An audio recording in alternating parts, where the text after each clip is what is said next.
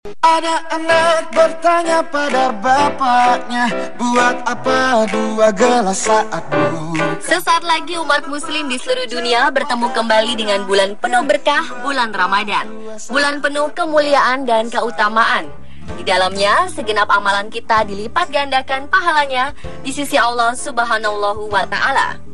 Ramadan menjadi sebagai bulan yang penuh berkah dan patut diupayakan oleh setiap muslim yang beriman. Di bulan Ramadan inilah, seluruh umat Islam diwajibkan berpuasa, menahan segala bentuk hawa nafsu. Namun tahukah Anda, ada mitos-mitos yang dipercaya terkait pelaksanaan ibadah puasa? Tentu saja sebagian mitos ini benar, namun ada pula yang tak terbukti kebenarannya. Apa sajakah itu? Pemirsa, inilah 7 fakta dan mitos berpuasa versi on the spot.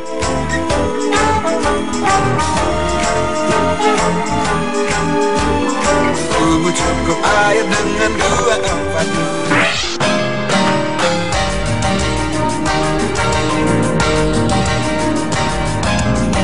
Yang pertama adalah mitos untuk menghindari olahraga saat berpuasa.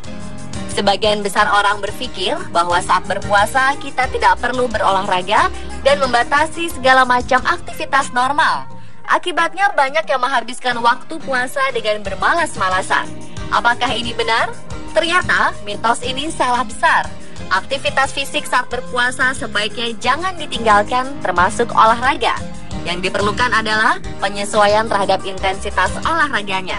Selama puasa, disarankan untuk tetap melakukan olahraga secara rutin. Dengan tetap aktif selama puasa, tubuh kita akan tetap terjaga sehat.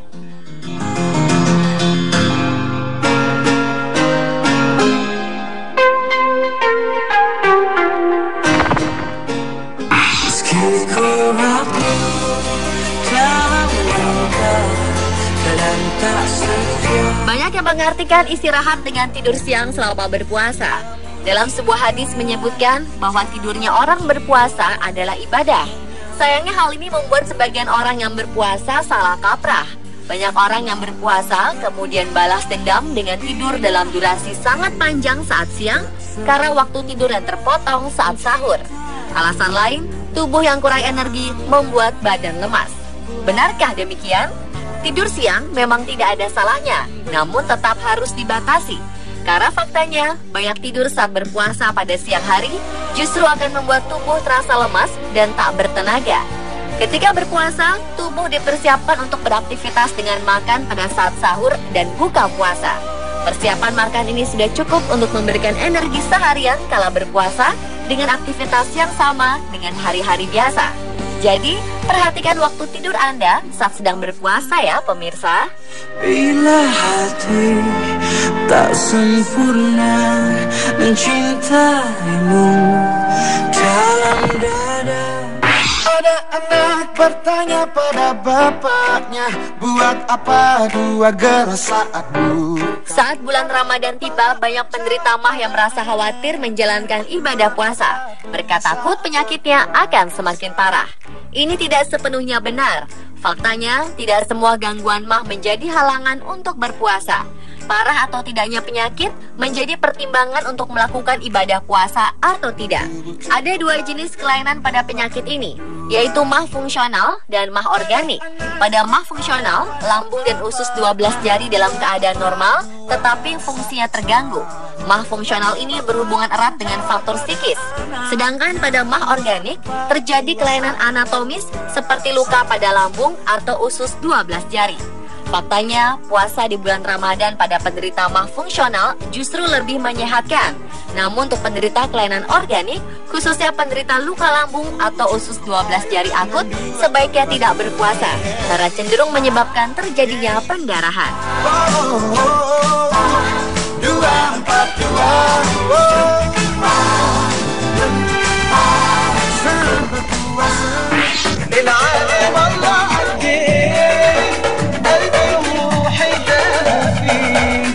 Selanjutnya adalah mitos puasa mampu menurunkan berat badan. Faktanya, puasa adalah salah satu alternatif penurunan berat badan yang bersifat sementara. Ini artinya, menurunkan berat badan dengan hanya mengandalkan berpuasa hanya efektif pada jangka waktu pendek. Saat berpuasa, tubuh akan tetap menyimpan energi. Di samping itu, secara genetik, tubuh manusia memang diprogram untuk memerangi efek atau dampak berpuasa.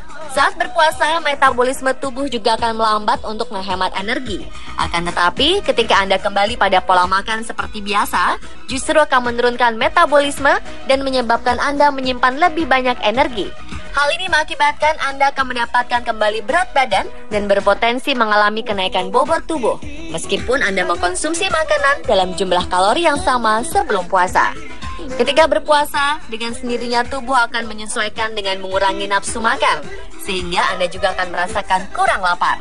Pada saat berhenti puasa, hormon nafsu makan Anda justru akan menuntut tubuh untuk lebih banyak makan.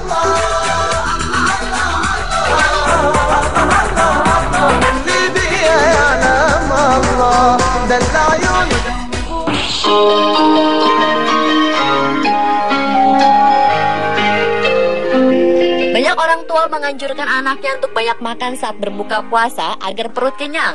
Tapi makan banyak saat berbuka justru akan merangsang produksi asam lambung secara mendadak.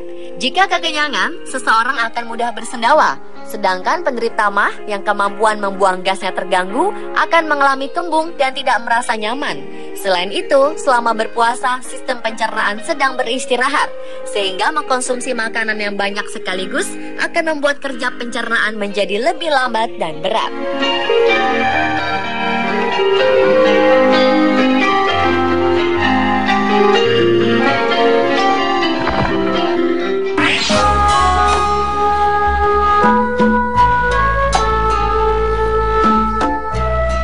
Banyak orang melewatkan waktu sahur karena malas bangun, capek, atau malas memasak.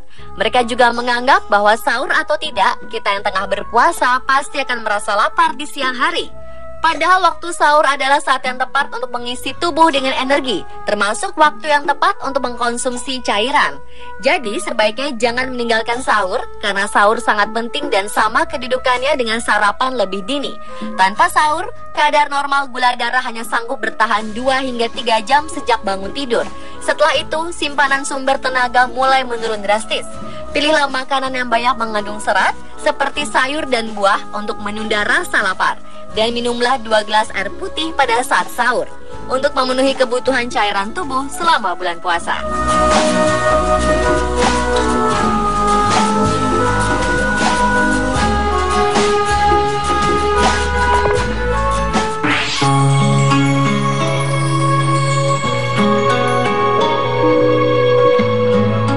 Yang terakhir adalah mitos yang paling sering didengar umat muslim, yaitu mitos berbuka dengan yang manis.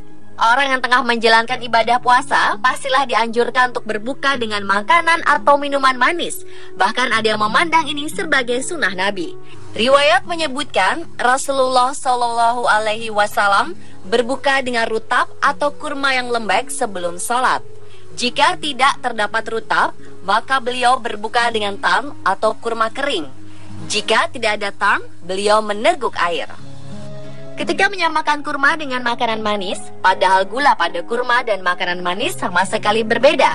Kurma adalah karbohidrat kompleks, sementara gula yang terdapat pada makanan atau minuman manis adalah karbohidrat sederhana.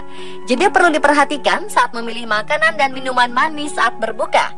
Perhatikan pula jumlahnya.